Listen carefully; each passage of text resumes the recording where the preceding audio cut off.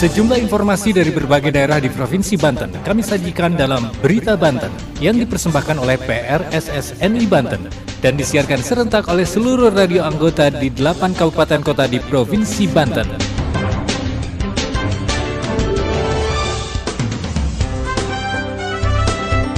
Anda kembali bersama kami di Berita Banten PRSSNI Banten edisi hari ini, Kamis 6 Juli 2023. Sejumlah informasi dari berbagai wilayah di Provinsi Banten kami hadirkan kembali untuk Anda yang disiarkan serentak oleh seluruh radio anggota di 8 kabupaten kota di Provinsi Banten. Dan inilah informasi utamanya. Satres Narkoba Polres Cilegon bekuk 5 orang kurir dan pengedar narkoba. Setelah 3 kali melakukan pemanggilan namun tidak diindahkan, Kejaksaan Negeri Tangerang Selatan meringkus terpidana penipuan investasi kelapa sawit. Perajin tas di Desa Kadugenep, Kecamatan Petir, Kabupaten Serang, mampu meraup keuntungan hingga puluhan juta rupiah dalam sekali order. Bersama saya, Aldi Akbar, inilah Berita Banten selengkapnya. Pendengar, Satres Narkoba Polres Cilegon menangkap 5 orang yang terdiri dari 4 orang kurir dan 1 orang pengedar narkoba jenis sabu dan tembakau gorila sintetis.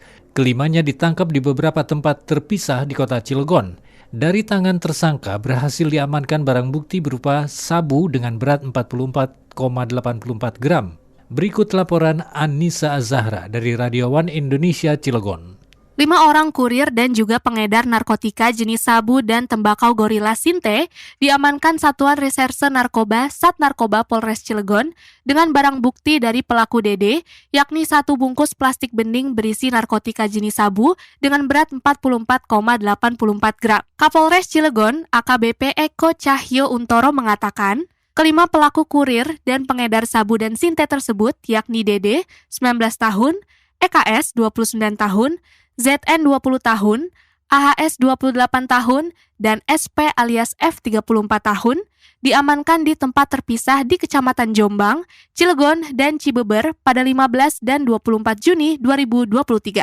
AKBP Eko menyampaikan, melalui ops antik tersebut, petugas mendapat barang bukti dari pelaku DD yakni 1 bungkus plastik bening berisi narkotika jenis sabu dengan berat 44,84 gram.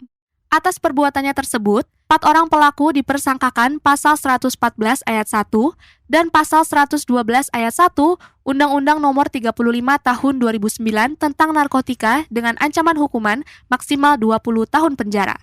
Sedangkan 1 orang pelaku dipersangkakan pasal 114 ayat 2 dan pasal 112 ayat 2 Undang-Undang Narkotika dengan ancaman hukuman maksimal 20 tahun penjara atau penjara seumur hidup.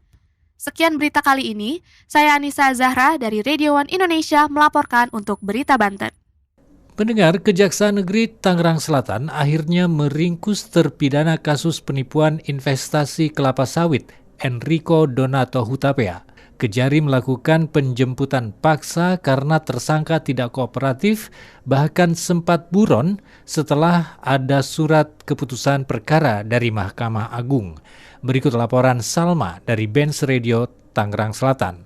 Kejaksaan Negeri Tangerang Selatan meringkus terpidana kasus penipuan investasi kelapa sawit atas nama Enrico Donato Hutapea. Enrico diringkus di kediamannya pada hari Selasa 4 Juli 2023 di perumahan Klaster Kasila, Rawamekarjaya, Kecamatan Serpong setelah buron sejak adanya surat putusan perkara Mahkamah Agung pada Februari 2022. Kasih Intel Kejari Kota Tangsel Hasbullah mengatakan terpidana Enrico melakukan penipuan berkedok investasi terhadap Budi Sukamto pada 2017. Hasbullah menyebut pihaknya melakukan penjemputan paksa lantaran terpidana Enrico tak kooperatif setelah dilayangkan 3 kali surat pemanggilan. Hasbullah menerangkan sejak putusan Mahkamah Agung ditetapkan, terpidana Enrico berpindah-pindah tempat di luar kota untuk menghindari pidana. Dia menjelaskan Enrico telah melakukan penipuan investasi kelapa sawit dengan total kerugian hingga 500 juta. Usai diringkus, Enrico kini dieksekusi ke penjara di Lapas Pemuda kelas 2A Tangerang dan menjalani pidana 2 tahun penjara. Saya Salma dari Benz Radio melaporkan untuk Berita Banten.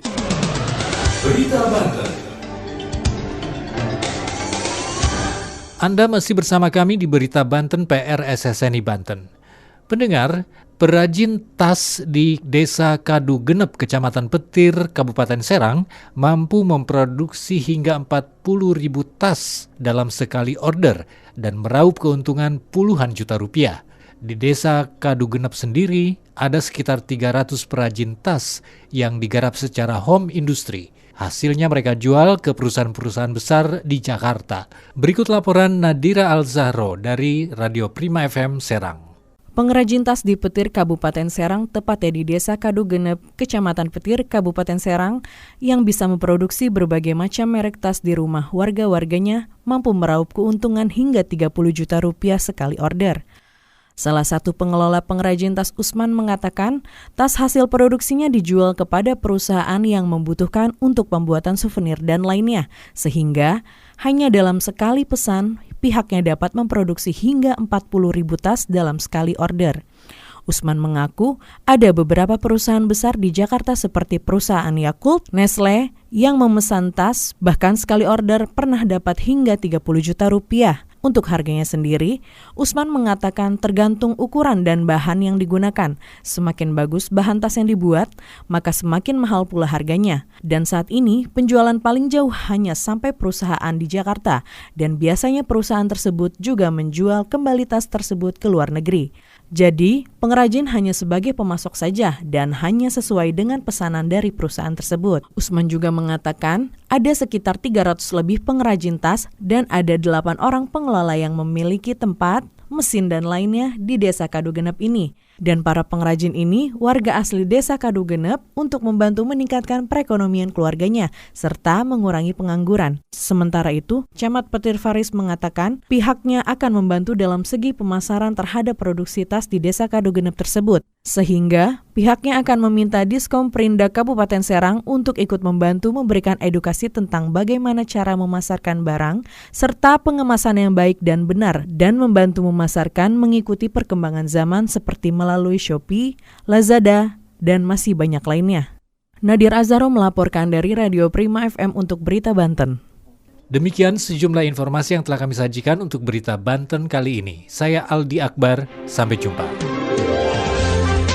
Terima kasih Anda telah mendengarkan Berita Banten yang dipersembahkan oleh PRSSNI Banten.